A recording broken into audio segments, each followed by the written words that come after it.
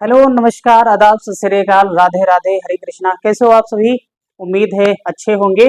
और भैया जो लोग चैनल को सब्सक्राइब नहीं किए वो चैनल को सब्सक्राइब कर लें, स्काई सॉल्यूशन हब को। और हम लोगों ने अब बात कर रहे हैं पढ़ाई की, अपनी जो टॉपिक चल रहा था, तो टॉपिक न्यूट्रिशन चल रहा था और न्यूट्रिशन हम लोगों ने 5 वीडियो में खत्म कर लिए हैं और समझ भी लिए होंगे आप सभी लोग। तो अब यहाँ पर नेक्स्ट टॉपिक हम स्टार्ट कर रहे हैं। अब नेक्स्ट टॉपिक हमारा ये जो हम बेस मान कर चलते हैं क्लास 10th का, जो हमारी साइंस है क्लास 10th की, बायो सेक्शन है, तो उसमें से जो लाइफ प्रोसेस है, यानी जैव प्रोसेस यानी जैव जगत है जिसको बोलते हैं, या जैव प्रक्रम, तो उसी का एक टॉपिक है जिसको बोलते हैं न्यूट्रिशन, है ना। तो जो ह्यूमन फिजियोलॉजी है हमारी, जो मानव आकार की है, तो उसमें डाइजेस्टिव सिस्टम, न्यूट्रिशन और respiratory system, circulatory system, excretory system, reproductive system और साथ में ही नर्वस सिस्टम, ठीक है। और उसके साथ में फिर डिसीजेस हैं और भी चीजें होती हैं, और एक हेरिडिटी है, अनुवांशिकी भी है, तो उसी में सम्मिलित है। तो इन सब का मिला करके ये होता है जैव प्रक्रम पूरा होता है, और उसी को बेस में हम रखते हुए यहाँ पर क्लास 10th वाले भी पढ़ेंगे, और साथ में जो कॉम्पिटिटिव एग्जाम्स की तैयारी करते हैं उनके लिए भी बहुत हेल्पफुल रहेगा, क्योंकि हम वैसे ही पढ़ाएंगे, दोनों को हम मान करके चल रहे हैं, दोनों के हिसाब से हम चीजों को बताएंगे कैसे क्या हो सकता है इसमें, है ना, क्वेश्चन कैसे आएंगे। तो अब बिना देर करते हुए हम अपने टॉपिक पर चलते हैं। आज हम पढ़ेंगे डाइजेस्टिव सिस्टम, है ना, डाइजेस्टिव सिस्टम। अब डाइजेस्टिव सिस्टम का मतलब होता है, आप जानते ही होंगे, पाचन तंत्र। पाचन तंत्र ये कैसा है? पाचन तंत्र, ठीक है। डाइजेशन से तो आप समझ ही रहे हैं, और डाइजेस्टिव जो सिस्टम है तो उसका मतलब भी आप समझ रहे हैं, तंत्र है, कैसे है। जैसे कि हमें पता है कि जो हमारी बॉडी होती है, तो हमारी बॉडी कोशिकाओं से मिलकर के बनी होती है। यानी जो हमारी बॉडी है ना, तो हमारी बॉडी क्या होती है? कोशिकाओं, सेल से मिलकर के बनी होती है। और ये जो बहुत सारे सेल्स यानी जो इकट्ठा होते हैं, यानी इनका जो ग्रुप होता है, वो टिश्यूज का फॉर्मेशन करते हैं, यानी ऊतक बनाते हैं। बहुत सारे ऊतक मिल करके यहाँ पर ऑर्गन बनाते हैं, ऑर्गन का मतलब अंग बनाते हैं, और बहुत सारे अंग मिल करके ये बनाते हैं ऑर्गन सिस्टम। ऑर्गन सिस्टम, तो यही जो बहुत सारे जो अंग मिल करके ऑर्गन सिस्टम बना हुआ है, तो यही पाचन तंत्र है। यानी सिस्टम का मतलब होता है तंत्र, ठीक है। तो अब हम इसकी बात करेंगे कि जो पाचन क्या है, पाचन क्यों आवश्यक है, जो हमारे शरीर के अंदर जो आंतरिक अंग है, कौन कौन से अंग पाचन तंत्र में भाग लेते हैं, और इसके लिए और कौन कौन से वो फूड्स हैं जो हमारे पाचन तंत्र में बहुत आसानी से बहुत हेल्प भी करते हैं, ठीक है। इस सब के बारे में आज डिस्कस करेंगे और बहुत बारीकी से समझेंगे, ठीक है। ऐसा नहीं है ऊपर ऊपर निकल जाएंगे, बहुत इसका समझ लो पोस्टमार्टम की तरह इस चैप्टर को पढ़ेंगे, है ना। तो सबसे पहले ये देखते हैं कि जो पाचन आखिर होता क्या है क्या आखिर, और इसके ये कैसे कंप्लीट करता है। तो पाचन की अगर हम बात करें, तो सबसे पहले क्वेश्चन यही पूछा जाता है कि पाचन के चरण क्या है। तो यही से हम स्टार्ट कर रहे हैं कि जो पाचन है, तो जब हम भोजन भोजन को क्या करते हैं, जब भोजन को हम लेते हैं, तो इसको बोलते हैं इंजेशन। इंजेशन का मतलब होता है अंतःग्रहण। अंतःग्रहण यानी ये प्रोसेस होता है जब भोजन को हम ग्रहण करते हैं। जब भोजन को ग्रहण करते हैं, उसके बाद ये होता है पाचन, इसका डाइजेशन होता है। डाइजेशन होने के बाद में यहां पर इसका क्या होगा? इसका होगा एब्जॉर्प्शन, यानी होता है एब्जॉर्प्शन। एब्जॉर्प्शन का मतलब होता है अवशोषण, है ना। अवशोषण के बाद में फिर यहाँ पर क्या होता है? इसका मिक्सन यानी एसिमिलेशन। एसिमिलेशन एसिमिलेशन इसका मतलब होता है स्वांगीकरण। स्वांगीकरण। और फिर है पांचवा, इसका मतलब है इजेशन। इजेशन का मतलब होता है निष्कासन। निष्कासन, ठीक है। पहला क्वेश्चन कॉम्पिटिटिव एग्जाम का है कि पाचन के चरण क्या है, वो आपको ऐसे ही देगा, ठीक है। और इनको क्या करता है? क्रम से, यानी क्रम को सजाना रहेगा और हौच पौच, पहले निष्कासन या पहले स्वांगीकरण या पहले अवशोषण, मतलब इनको उल्टा पुल्टा करके दे देता है और ये पूछता है कि बताओ इसको क्रम में सजाइए। तो इसका ये क्रम जो है ये यही क्रम है, ठीक है।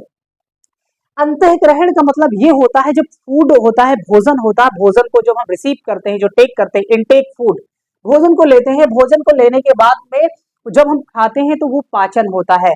पाचन होने के बाद में जो उसमें से एनर्जी मिलती है, वो एनर्जी को हम हमारी जो बॉडी होती है वो अवशोषण कर लेती है। अवशोषण करने के बाद उसका एसिमिलेशन होता है, यानी शरीर के सभी कोशिकाओं में पहुंचाने का काम करता है। उसके बाद में जो बचा हुआ मल होता है, यानी जो वेस्टेज होता है, उसका निष्कासन कर देता है। तो ये जो हमारा पाचन तंत्र है वो 5 चरणों में ये सिद्ध होता है। अब ये कैसे कैसे पाचन इसका होता है क्या, और फूड वगैरह कैसे लेते हैं, तो हम देखते हैं। जो ऐसे समझिएगा, जो पाचन है ना, पाचन, तो ये क्या होते हैं, जो कॉम्प्लेक्स सब्सटेंस होते हैं, कॉम्प्लेक्स सब्सटेंसेस ऑफ फूड, है ना। तो ये जो जटिल खाद्य पदार्थ होता है ना, तो इस जटिल खाद्य पदार्थ को ये किस में तोड़ता है, ये सिंपलर में तोड़ता है, यानी सिंपलर सब्सटेंसेस में,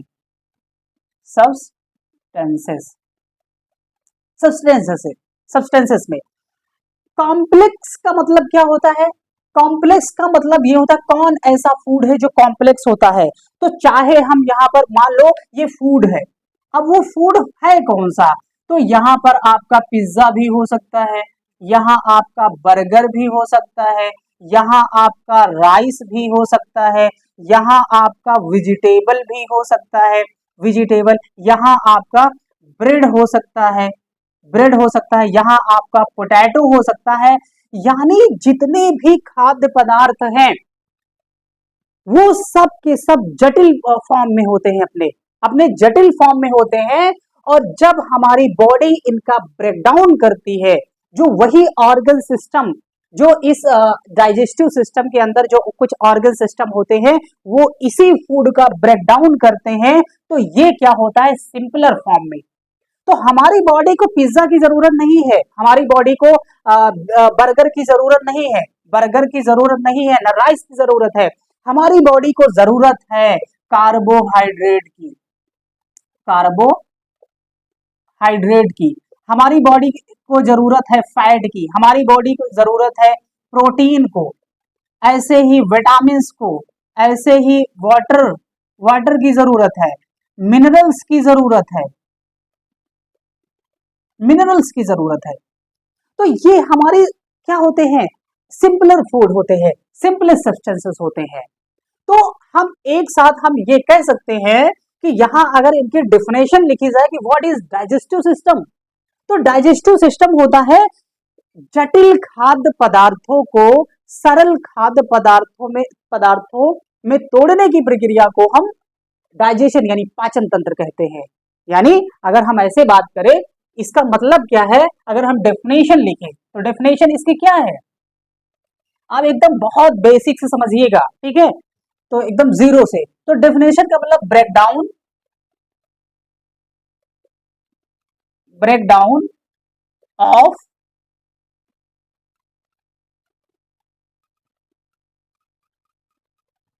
larger molecules of nutrients into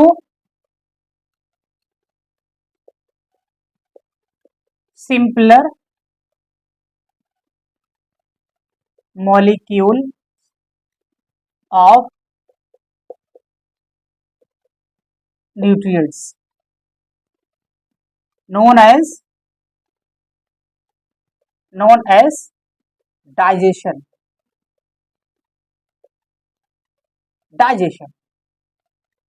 मतलब ब्रेकडाउन होता है, ये जो फूड हम लेते हैं इनको ब्रेकडाउन होता है, ब्रेकडाउन किया जाता है। जो फूड हम लेते हैं वो लार्जर मॉलिक्यूल्स होते हैं, उसमें बड़े अणु होते हैं, और वो जो न्यूट्रिएंट्स होते हैं वो उसमें बड़े बड़े अणु होते हैं, और इसको इनटू किसमें तोड़ा जाता है, वो सिंपलर मॉलिक्यूल्स ऑफ न्यूट्रिएंट्स, यानी जो हमारे पोषक तत्व हैं वो सरल पदार्थों में, और इसी को हम क्या बोलते हैं, डाइजेशन। अगर बहुत आसान से समझो तो सरल यानी जटिल खाद्य पदार्थों को, जटिल खाद्य पदार्थों का सरल खाद्य पदार्थों में परिवर्तन, परिवर्तन क्या कहलाता है, पाचन कहलाता है। पाचन, पाचन कहलाता है ना। तो ये हमारी डेफिनेशन हुई, यानी जटिल, अरे जटिल लिखे हैं, जटिल खाद्य पदार्थ है ना, खाद्य पदार्थों का सरल खाद्य पदार्थों में परिवर्तन क्या होता है, पाचन कहलाता है। उम्मीद है यहां तक आप लोगों ने यहां आप सब समझ गए होंगे।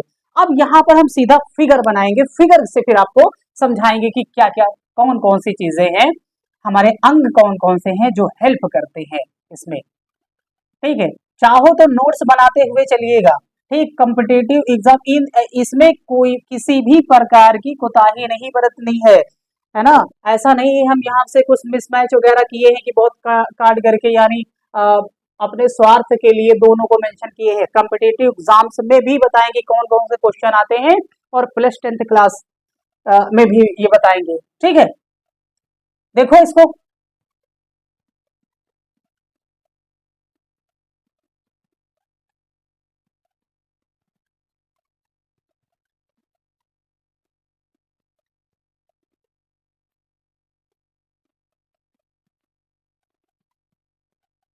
बन रहा है ना सही से, ठीक, ज्यादा नहीं।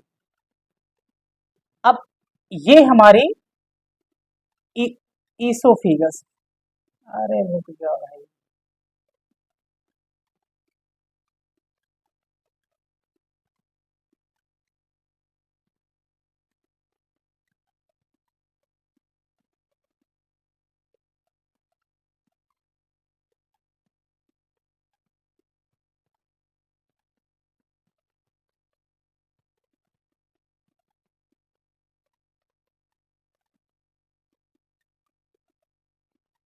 कैसे, है ना। और यहीं पर हमारा है,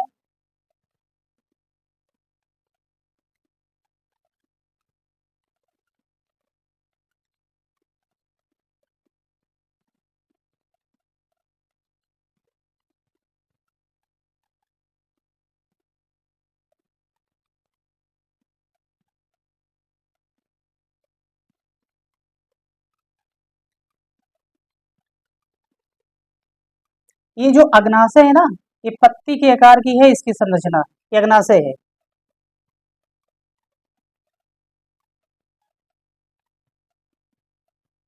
मुझे लगता है कम पड़ जाएगा।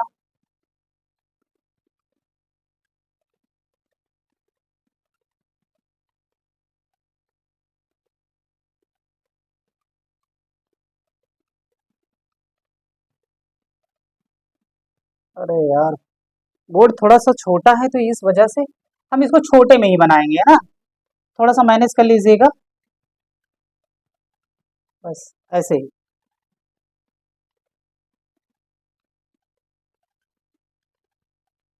अब ये है,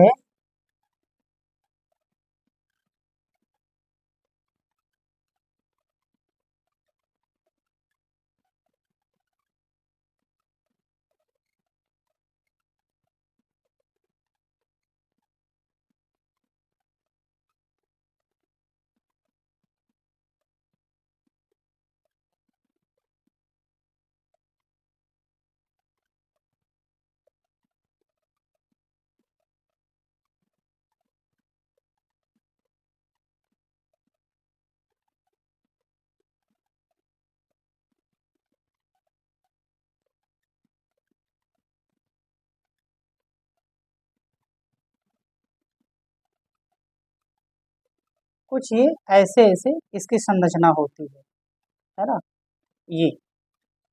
और यहीं पर इसको हम ऐसे एक काम करते हैं, यहाँ पर ना बना करके आप ये समझिए इंटेस्टाइन है और बस इतना है ये, और बाकी वाला जो पार्ट है ये ऐसे बना रहे, ताकि हमें भी आसानी रहे समझने में भी और समझाने में भी, है ना।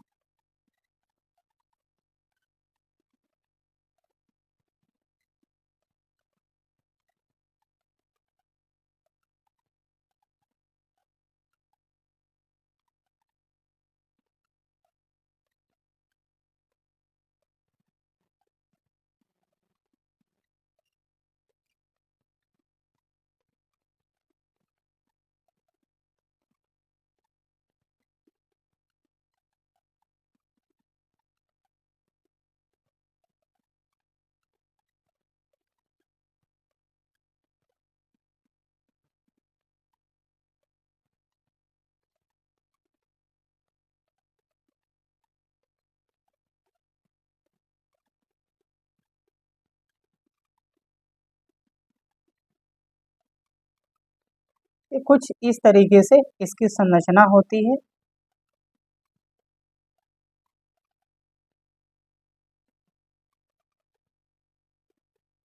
ऐसे ये ठीक है। अब यहां पर हम चीजों को समझेंगे।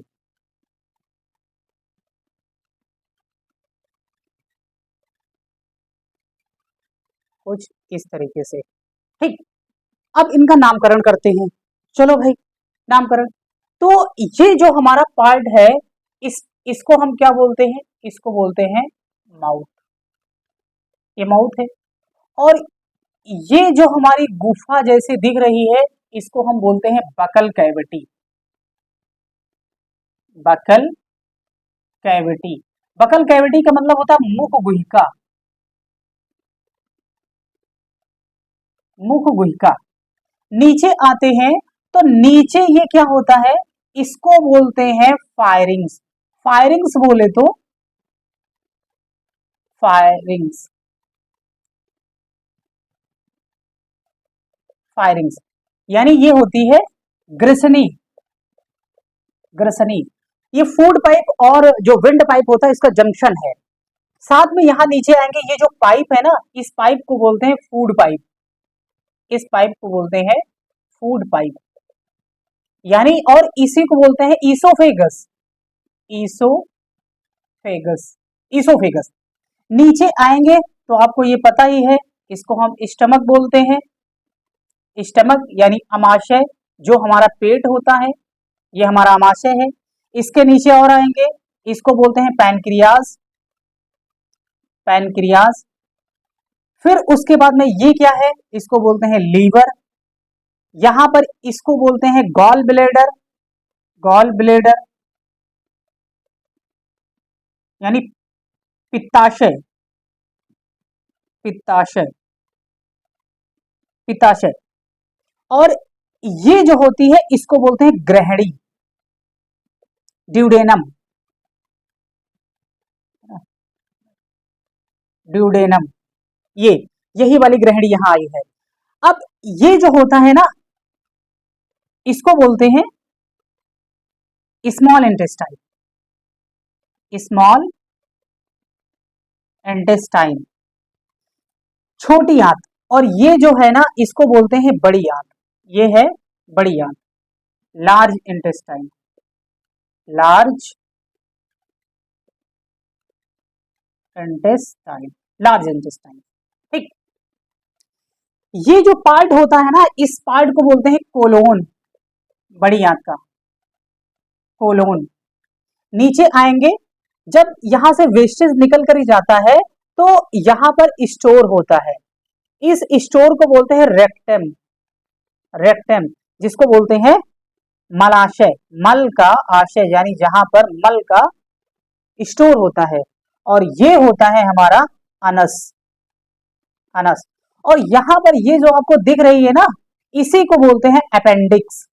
और ये अपेंडिक्स जो होता है वो अल्प विकसित होता है। तो ये हमने लेबलिंग कर दिया है कि हमारा जो डाइजेस्टिव सिस्टम होता है वो डाइजेस्टिव सिस्टम कैसे होता है, कि भूमिका क्या क्या होती है। तो जो भोजन होता है वो हम फूड यानी मुंह से लेते हैं, मुंह से लेने के बाद जो हमारी बकल कैविटी है, तो बकल कैविटी में कुछ एंजाइम्स होते हैं, उनके बारे में आगे जिक्र करेंगे। कुछ यहाँ पर इसकी ग्लैंड्स होती हैं, तो वो ग्लैंड्स जो होती है वो इसमें हेल्प करती है पाचन में। नीचे आएंगे, जो फायरिंग्स होता है, फायरिंग्स के क्या काम होते हैं फिर बात करेंगे। फिर उसके बाद ये भोजन कहाँ आता है, नीचे, यानी फूड पाइप के द्वारा होते हुए ये जो भोजन होता है ये हमारे अमाशय में आता है। अमाशय की भी पार्ट्स हैं, जब एक एक करके इनको पढ़ेंगे तब और डिटेल में हम इनकी बात करेंगे, क्या फंडस क्या है ना, और सारी चीजें HCl वगैरह कहाँ होता है, सब की बात करेंगे।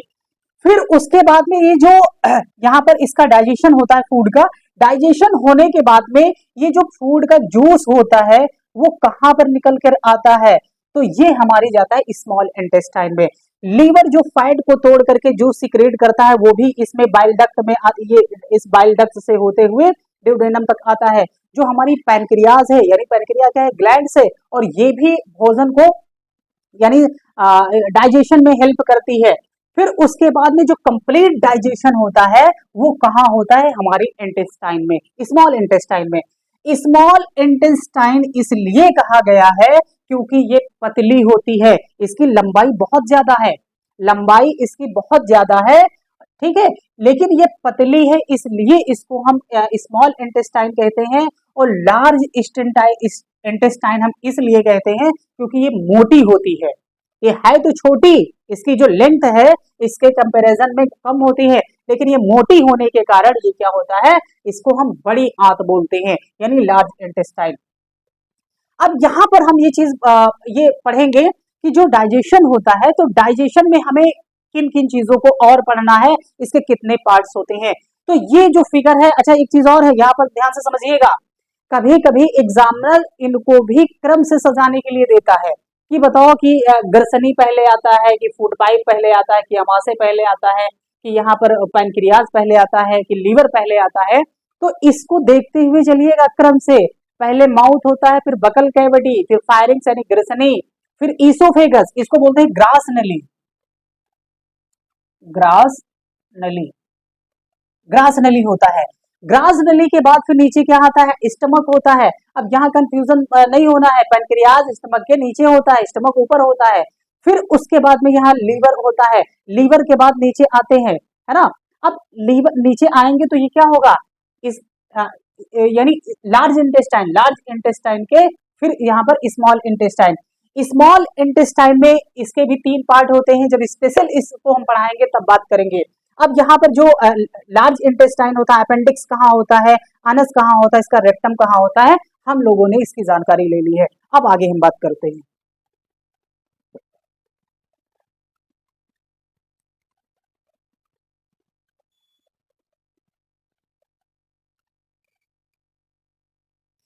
भाई एक सेकंड,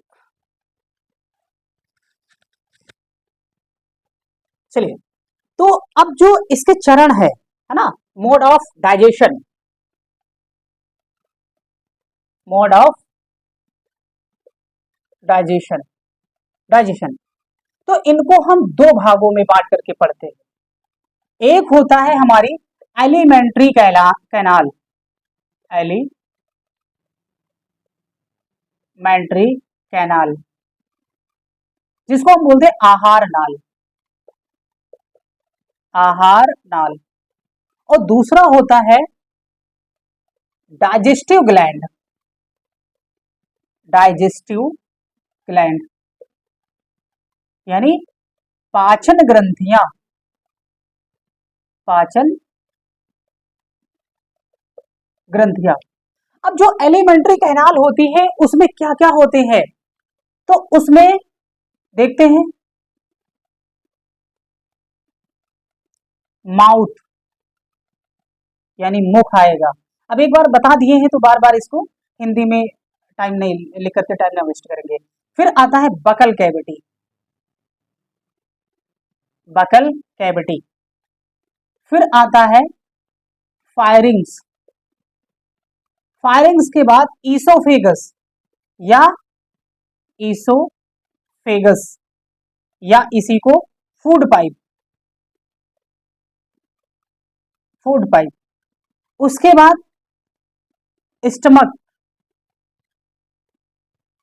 स्टमक के बाद इंटेस्टाइन, इंटेस्टाइन लार्ज भी पढ़ेंगे और यहां स्मॉल भी पढ़ेंगे, स्मॉल पढ़ेंगे। इतनी चीजें हमको एलिमेंट्री कैनाल में पढ़नी है। और यहाँ पर जो डाइजेस्टिव ग्लैंड होती हैं, ग्लैंड्स होती हैं, तो इसमें कौन कौन सी होती हैं? तो ये होता है एक आपका सलेवरी ग्लैंड्स, सलेवरी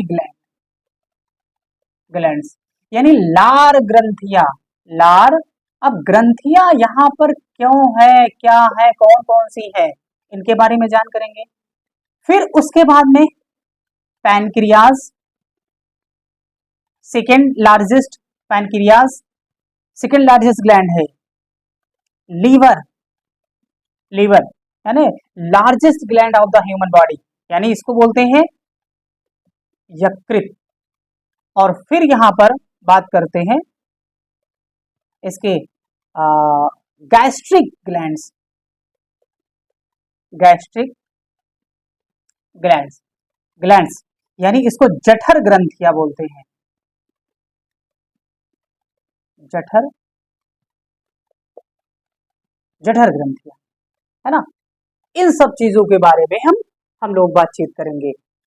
तो माउथ आप समझ ही लिए हैं क्या होता है। मुंह होता है, बकल कैविटी यानी जो मुख गुहिका होती है, फायरिंग्स ग्रसनी होती है, ईसोफेगस ग्रासनली होती है, स्टमक अमाशय होता है। फिर उसके नीचे इंटेस्टाइन, इसमें लार्ज भी होती है, स्मॉल भी होती है। तो ये हमारा एलिमेंट्री कैनाल वाला जो पार्ट है वो इसमें पढ़ेंगे। और जो डाइजेस्टिव ग्लैंड्स होती है, अब ग्लैंड क्या होती है, क्या क्या सिक्रेट होता है, हम इनके बारे में बातचीत करेंगे।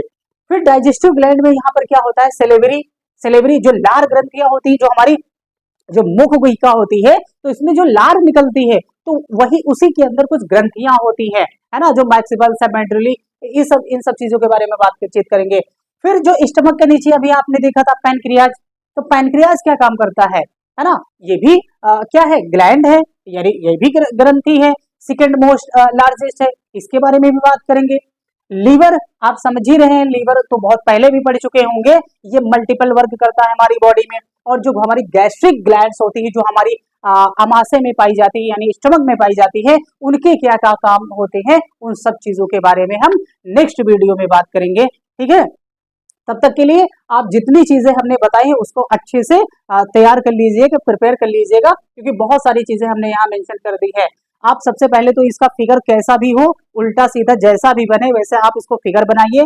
फिर आप लेबलिंग करने को सीखिए कि कौन सा ऑर्गन्स कहाँ पर है, उसकी लोकेशन कहाँ पर है, आप वो करिए। उसके बाद में धीरे धीरे उन शब्दों को याद करिए कि हमारे जो डाइजेस्टिव सिस्टम में जो वर्ड है, जो अंग है, उन अंग जो होते हैं उनको याद करने में हेल्पफुल रहेगा।